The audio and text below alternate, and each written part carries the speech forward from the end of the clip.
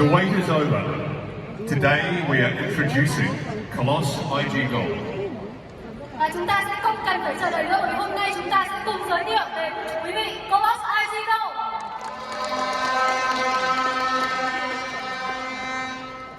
Hello, my name is Grant Washington Smith and I created Colos IG Gold. Xin chào, tôi là Grant Washington Smith và là người sáng tạo ra Colos IG Gold.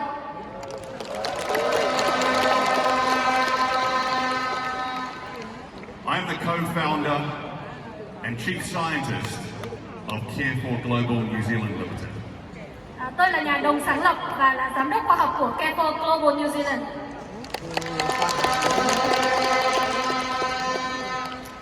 I'm a nutritional scientist from New Zealand and a food formulator. Tôi là một nhà khoa học về dinh dưỡng và cũng là một người sáng chế ra các công thức về thực phẩm tại New Zealand.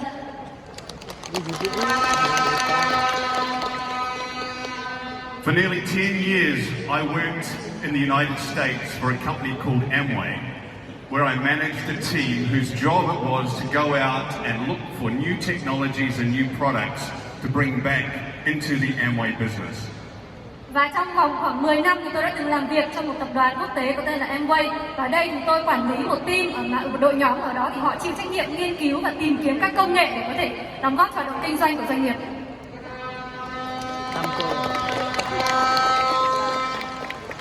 But today I am here because I developed Colos IG Gold nutritional drink for its improved flavor and its enhanced nutritional benefits.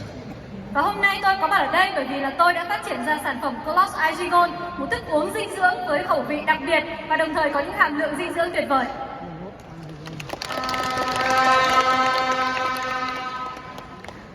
People ask me why I developed Colos IG Gold.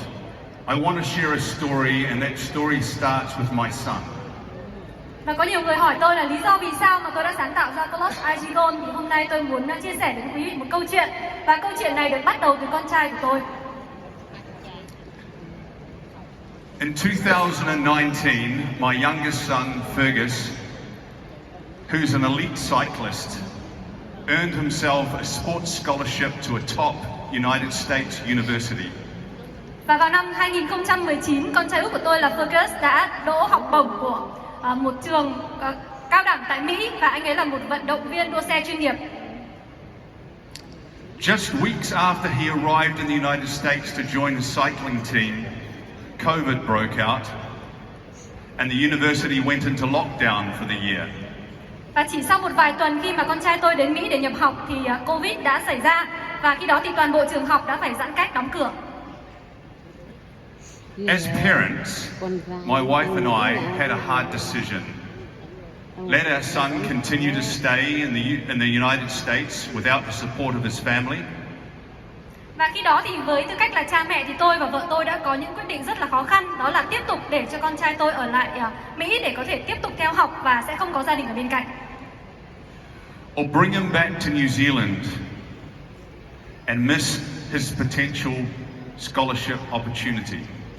Hay là khi đó chúng tôi sẽ đem con quay trở lại New Zealand và bạn ấy sẽ mất đi cái cơ hội rất là tuyệt vời của một học bổng tại Mỹ.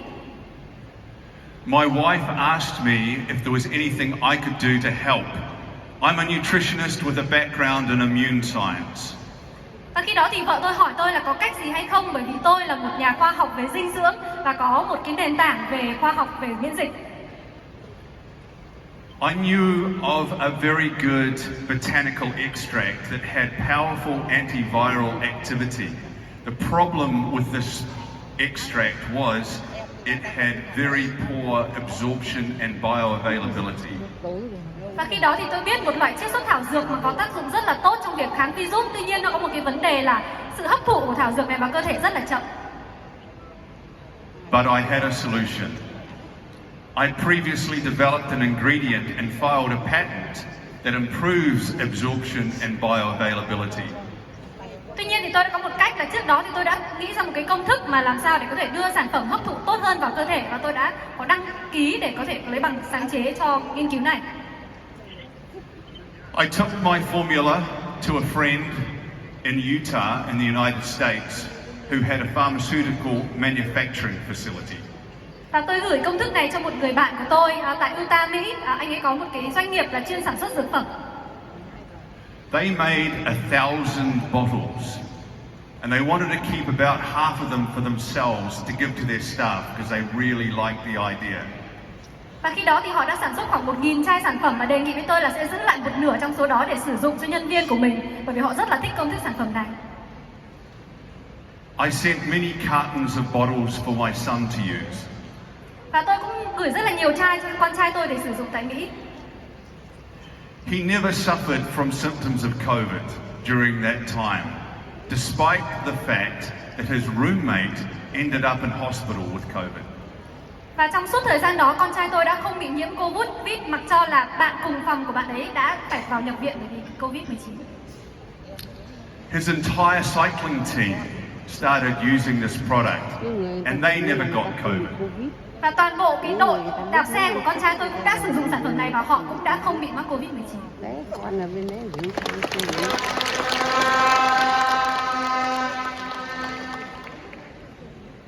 We didn't see my son for 3 years due to travel restrictions, but he completed his degree in the United States and he went on to win 4 silver medals at the US National Track Championships.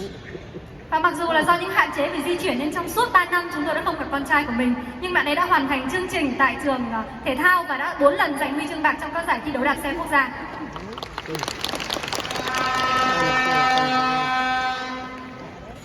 I later gave this formula to a friend of mine who made it available on Amazon so other people could use it. It was called Virusin. Và khi đó thì tôi đã chuyển công thức này cho một người bạn của tôi và nó được bán ở trên Amazon và có rất là nhiều người đã sử dụng sản phẩm này, nó gọi là Virusin. And this is the product. I have no financial interest or connection to this product. Và đây là I just made the ingredient that really works, and it's helped thousands of people. Và đây là sản phẩm đó, và mặc dù tôi không hề có một mối quan hệ lợi ích về kinh tế nào với công ty này, nhưng mà nhờ sản phẩm này thì tôi đã có thể giúp ích được cho rất nhiều người. So I know how to develop a great immunity product with advanced absorption characteristics. Và tôi đã biết được cách làm thế nào để làm ra một sản phẩm rất là tốt cho hệ miễn dịch và có một cách hấp thu tối ưu vào cơ thể. And I've made great products before. Và tôi cũng đã tạo ra rất là nhiều sản phẩm tốt trước đây.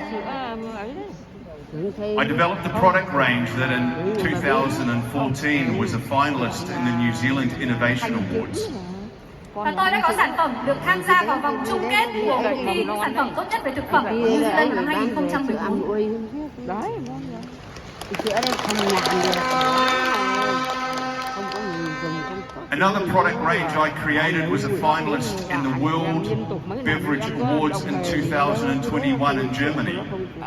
Và một trong những sản phẩm của tôi cũng lọt vào vòng chung kết của cuộc thi đồ uống thế giới vào năm 2021 được tổ chức tại Đức.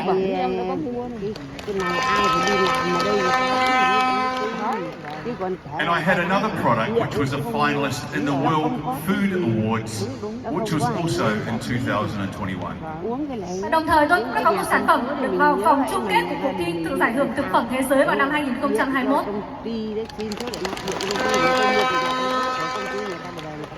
So Colos IG Gold isn't just another one of the many hundreds of drinks out on the market. It's a groundbreaking innovation in nutritional science. Và mặc dù là Colos IG Gold cũng chỉ là một trong hàng ngàn những sản phẩm thức uống về dinh dưỡng ở trên thị trường, nhưng đó thực sự là một phát kiến đột phá về khoa học.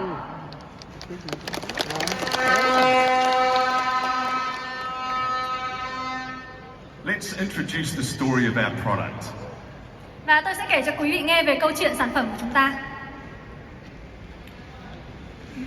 Consumers are using more health supplements today. Và ngày nay thì người tiêu dùng đang càng ngày càng sử dụng nhiều các thực phẩm bổ sung.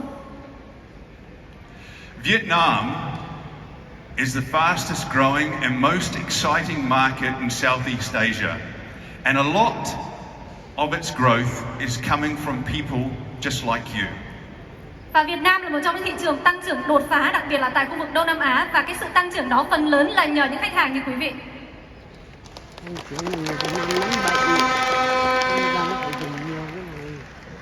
Older adults are impacted by viruses, so that group of consumers is also driving demand. Và nhóm những khách hàng lớn tuổi là những người mà đã từng bị ảnh hưởng rất nặng nề bởi Covid-19, vì thế nhu cầu của nhóm khách hàng này càng ngày càng tăng.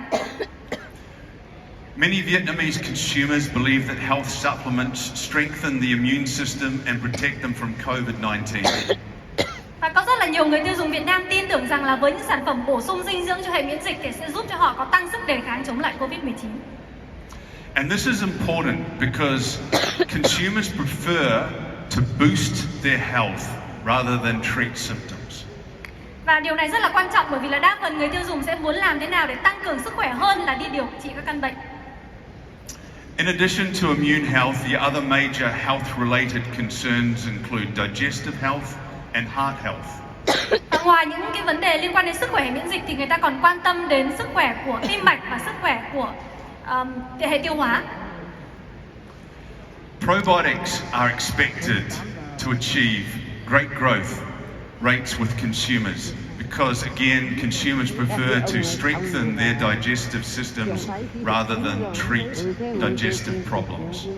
Và lợi khuẩn được dự báo sẽ là một trong những mặt hàng được người tiêu dùng ưa chuộng, bởi vì chắc chắn người tiêu dùng sẽ mong muốn làm thế nào để tăng cường sức khỏe hệ tiêu hóa hơn là điều trị các căn bệnh về tiêu hóa.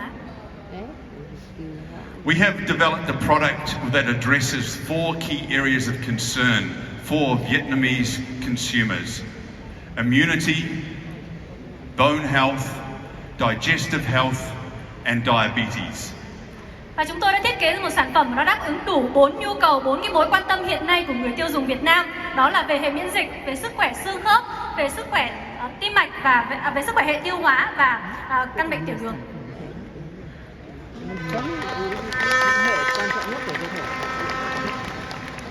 Let's take a little look at the colostrum, the Colos IG Gold product for a second. Colostrum and immunoglobulin IgG for superior immunity. We have the highest IgG content of any product in the market. Và chúng ta sẽ cùng nhìn vào những công dụng của Colos IG Gold. Đầu tiên đó là immunoglobulin hay còn gọi là IgG, chính là cái thành phần xúc tác để làm cho hệ miễn dịch khỏe mạnh, và sản phẩm của chúng ta có hàm lượng IgG cao nhất trên thị trường.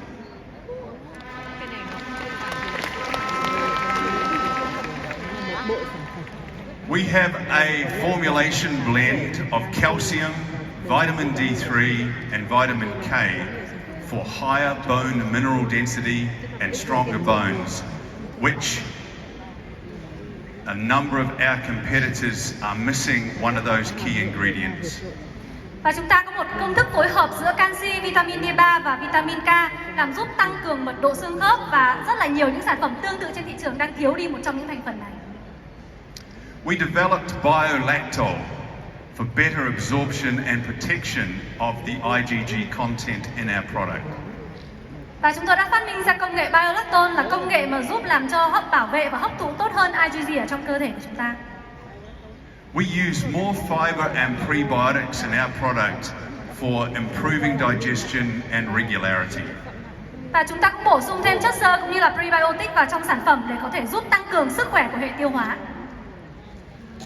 With 8 billion probiotics per serving for better gut health, we have many times more probiotics than our competitors. Và với 8 tỷ lợi khuẩn có trong một khẩu phần sản phẩm thì chúng ta đang bảo vệ tốt hơn các nhu cầu của đường ruột, cũng như là có ưu thế hơn so với rất nhiều những sản phẩm hiện nay đang có trên thị trường.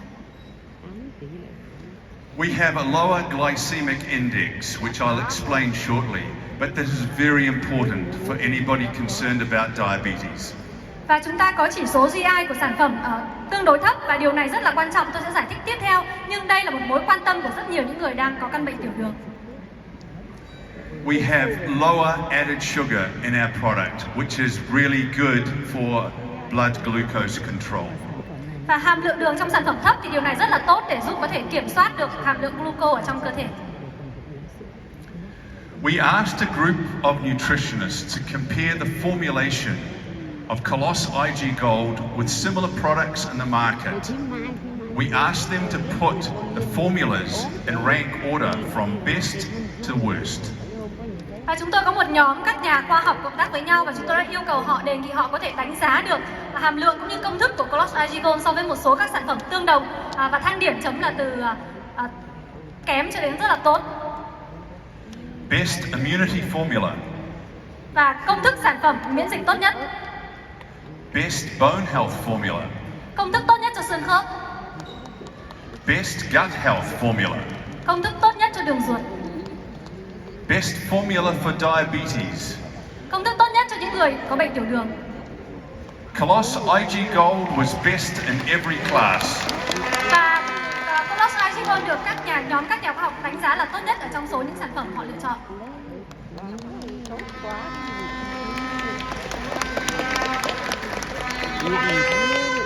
Don't settle for a below average nutritional drink. Choose the one that the experts all agree is the best in its class.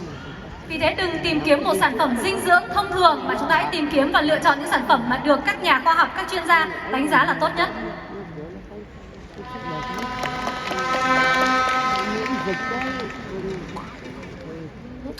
So who is IG Gold targeted at?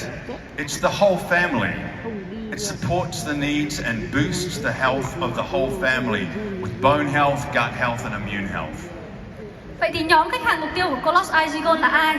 Đó là toàn thể gia đình, bởi vì là sản phẩm sẽ giúp cho sức khỏe của toàn thể các thành viên trong gia đình, từ sức khỏe hệ tiêu hóa, sức khỏe xương khớp cho đến sức khỏe của hệ miễn dịch.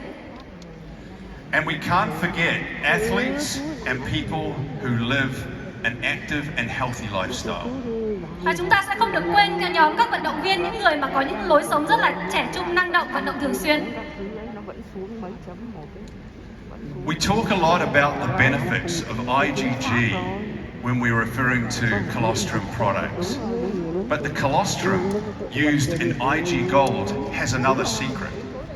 Và chúng ta sẽ nói rất là nhiều về thành phần sữa non khi nói về các sản phẩm mà có tác dụng cho hệ miễn dịch. Tuy nhiên, sữa non ở trong Colos IG Gold lại có một bí mật khác. It also contains insulin-like growth factor 1 or IGF-1, which is essential for normal body functions. Và ở trong sữa non của chúng ta thì có chứa yếu tố tăng trưởng insulin IGF-1, đó là một trong những yếu tố mà giúp và rất là tốt cho hàm lượng insulin. Recent studies in 2020 showed that IGF-1 is an effective alternative therapy for diabetes and diabetes-associated complications. Và một trong những nghiên cứu khoa học vào năm 2023 thì cho thấy rằng là IGF-1 là một trong những yếu tố mà sẽ có rất là tốt cho những người có bệnh tiểu đường hoặc là những căn bệnh mà có liên quan đến tiểu đường.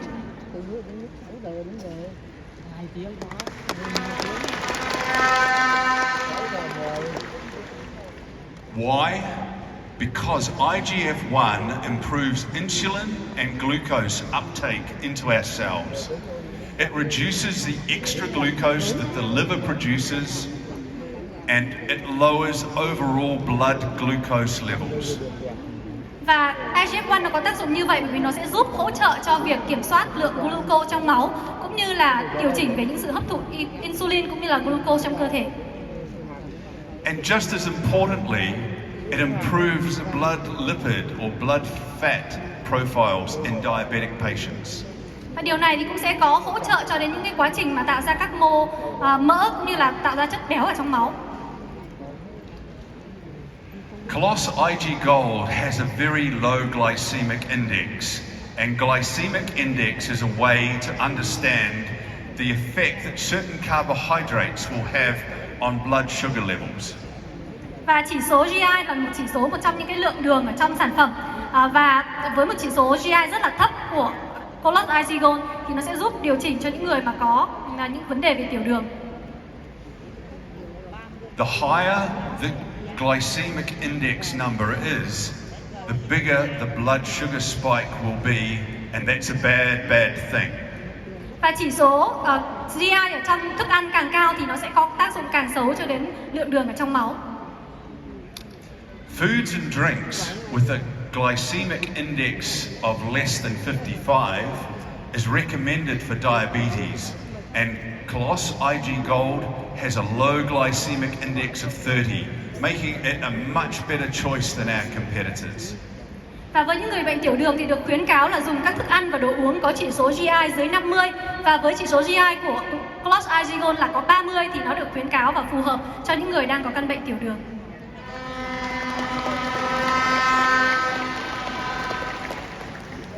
One last point, if you're ever worried about diabetes, look at the label. Sugar should never be the first ingredient on the ingredient list when you're looking at labels. Và có một lời gợi ý cho những quý vị mà đang có liên quan đến căn bệnh tiểu đường thì hãy nhìn vào bảng thành phần ở trong mỗi sản phẩm quý vị sử dụng. Đường sẽ không bao giờ được là thành phần đầu tiên được liệt kê ở trong bảng dinh dưỡng đó. Several of our competitors have sugar as their first ingredient. Và có những sản phẩm ở trên thị trường thì có hàm lượng đường chính là thành phần đầu tiên ở trong bảng dinh dưỡng. We have a lot of standards for how we farm our operation. New Zealand dairy farms are strictly controlled by the New Zealand government. Và chúng tôi phải tuân thủ theo rất là nhiều quy định trong quá trình thực hiện trên các trang trại nuôi dưỡng bò sữa và tuân thủ theo các quy định rất là nghiêm ngặt của chính phủ New Zealand. We have the Animal Products Act of 1999 and the Animal Products Regulation of 2021. Và chúng tôi phải tuân theo quy định của đạo luật về các sản phẩm từ động vật vào năm 2019, cũng như các cái quy định về đạo luật của chính phủ New Zealand về các sản phẩm từ động vật vào năm 2020. And by law, our farmers must operate a risk management program or RMP, just like our dairy factories all have to do. Và theo quy định của nhà nước thì tất cả những người nông dân sẽ phải tuân thủ theo những cái quy trình về kiểm soát rủi ro gọi là RMP, giống như là các nhà máy sản xuất. In addition, each dairy farm that produces colostrum is tracked from the farm to the factory. Quality compliance is confirmed on a very regular basis. Và theo quy định thì tất cả những trang trại nuôi dưỡng bò sữa sẽ cần phải được trích xuất nguồn gốc từ trang trại cho đến nhà máy. Unlike milk, which is collected from the farms daily in tankers, colostrum is kept frozen on the farm until it is sent to the factory where it's pasteurized to remove pathogens and to preserve its bioactivity components.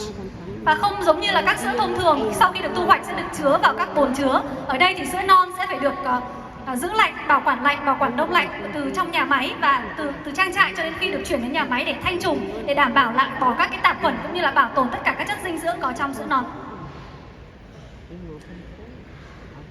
We only collect colostrum during the first day after the calf is born, but only after the calf receives all that it needs. Và chúng tôi chỉ lấy sữa non trong vòng ngày đầu tiên sau khi bê con được ra đời, với một điều kiện là sau khi bê con đã được hưởng đầy đủ nguồn dinh dưỡng từ sữa non của mẹ.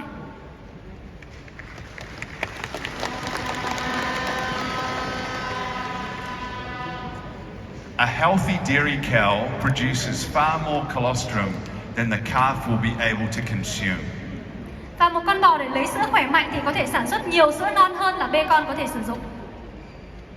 Our farmers sign a contract that states that the calf's health and nutrition must come first.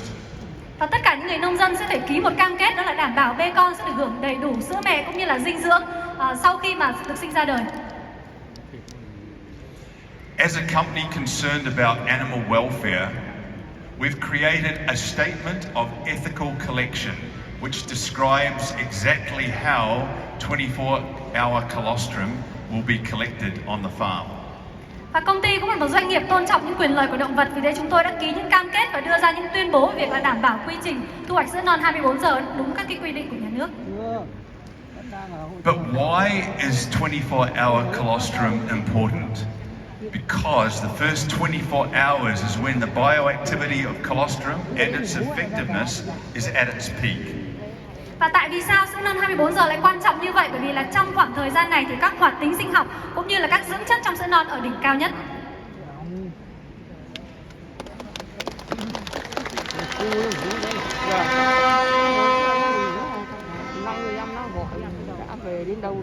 We developed biolactol.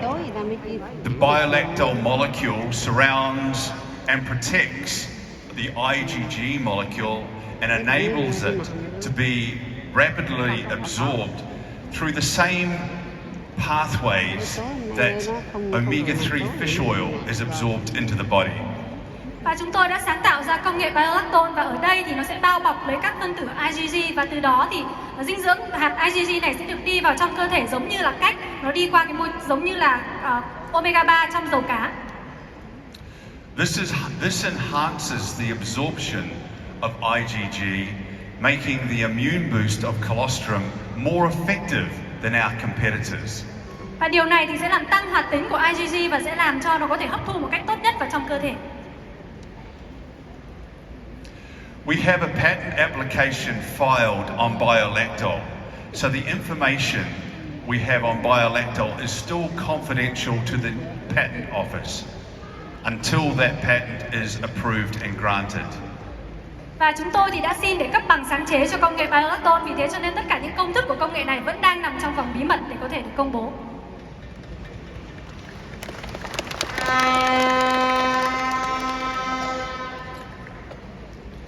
The Institute of Nutrition and Human Health. This is where our research program is based. Viện nghiên cứu về sức khỏe con người là nơi mà chúng tôi đang tiến hành các hoạt động nghiên cứu của mình. The institute is comprised of top New Zealand scientists, and it is linked to 2 universities in New Zealand. We have a big and exciting research program planned for 2024. Và viện nghiên cứu được thành lập bởi một nhóm các nhà khoa học hàng đầu của New Zealand và được liên kết với trường đại học, và chúng tôi đang có những cái kế hoạch nghiên cứu rất là tuyệt vời vào năm 2024.